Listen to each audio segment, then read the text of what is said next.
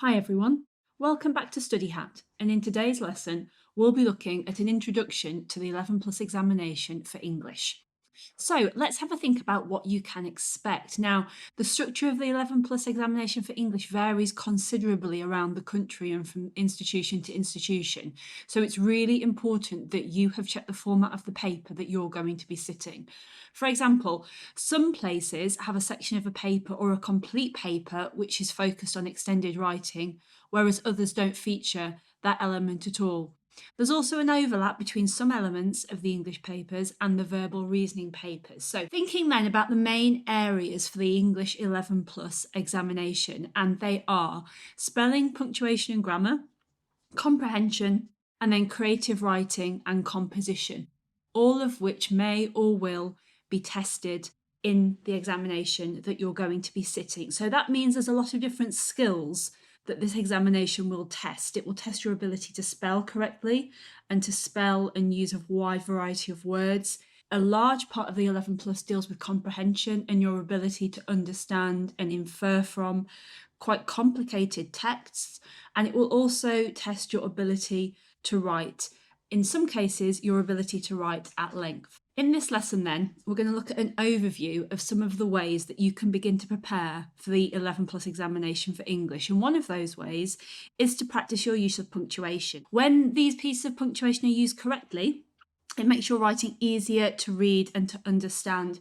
It also allows you to create the appropriate mood, such as excitement or suspense, and to introduce new elements to your writing, such as a list or sections of dialogue. You have on the video 5 different kinds of punctuation: apostrophes, commas, hyphens, exclamation marks, and semicolons.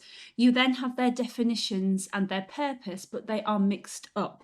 So if you pause the video for a moment and check if you can match up the punctuation mark with its purpose. Did you get these answers? So an apostrophe is there to show possession or to show that letters have been missed out of a word. A comma is there to separate clauses and items within sentences. Hyphens are used to join words together to make a new concept. Exclamation marks are one of the ways that we end sentences, and we would particularly use an exclamation mark if we were wanting to end a sentence with a certain amount of emphasis. And semicolons are similar to commas, but we use them when we want to show at times that a sentence needs a longer pause within it. So understanding the use of different pieces of punctuation and being able to use them confidently in your writing is really important. Another area that you will be tested on the 11 plus is your ability to spot errors in pieces of writing. And these could be spelling errors, errors in punctuation, or grammatical errors. So let's have a go at doing that now. On the video, you have a passage which contains a number of deliberate mistakes, and I'd like you to see if you can spot those errors. So as you get ready to look at it, think about which words might have been spelt incorrectly, where punctuation hasn't been used appropriately, and also any errors in grammar that you can see. If you pause the video and allow yourself the opportunity to have a look at the passage and see where the mistakes might come. So you can see the very first part, I like to play football. Ideally, we would have a full stop after there. It's an introductory sentence, and then we can move on. Obviously, that means that we would need to capitalise the word it's. Now, looking at the word it's, it is meant to say it is. Therefore, it needs an apostrophe to show that a letter has been missed out.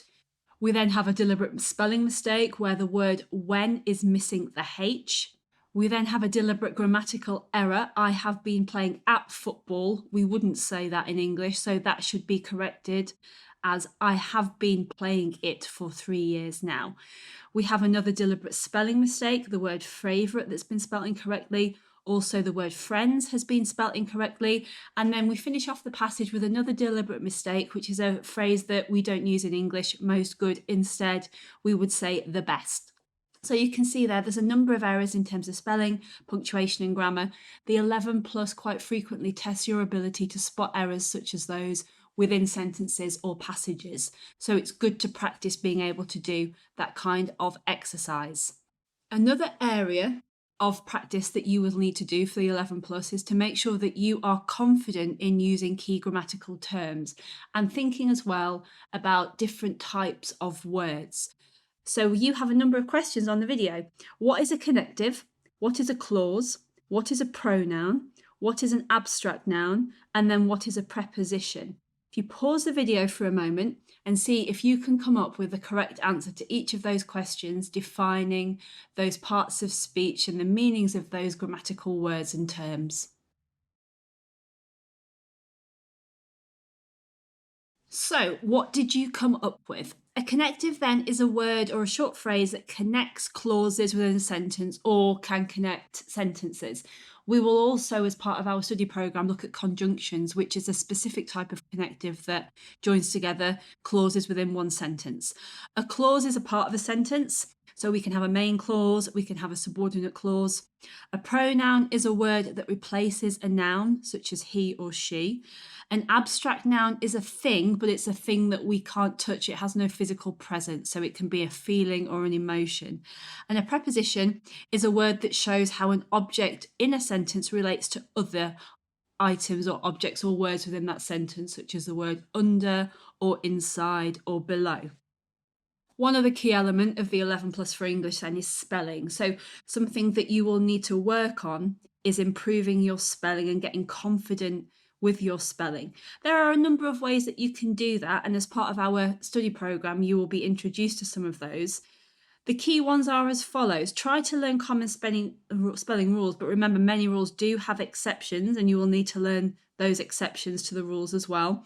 Practice words that you find tricky to spell using the look, saying the word, cover, write, checking and correcting method. Sound out words in syllables to help you figure out the letter order.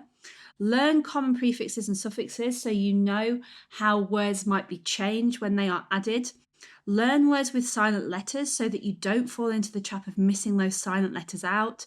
And any tricky words, you might be able to come up with mnemonics to help you remember them, such as a mnemonic for spelling the word because. That concludes today's lesson on an introduction to the 11 plus examination for English. Be sure to have a go at the quiz at the end of this video, and I'll see you in the next video.